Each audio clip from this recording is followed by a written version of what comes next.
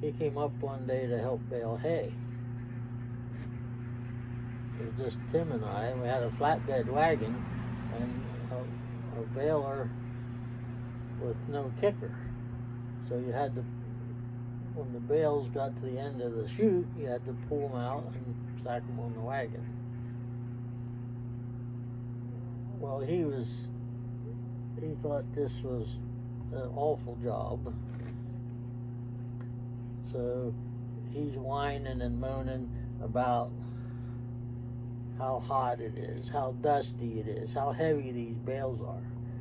Well, then I went to unload the bales,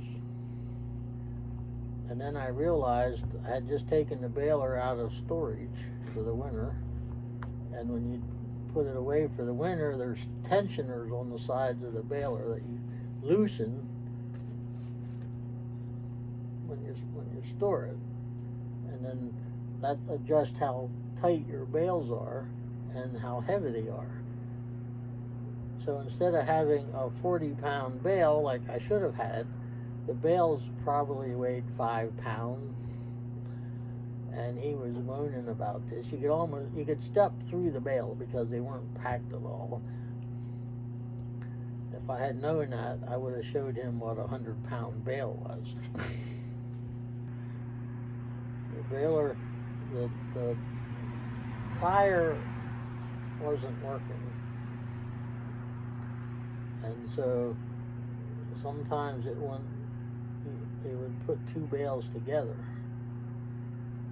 and that was a mess, because then you have to cut the bales open, carry all the hay back up to the front of the baler, feed it through again, and start over.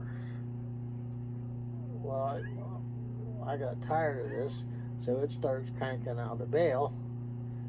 I thought, well, I'm putting this one on the wagon. I don't care if it's 2 bales or what.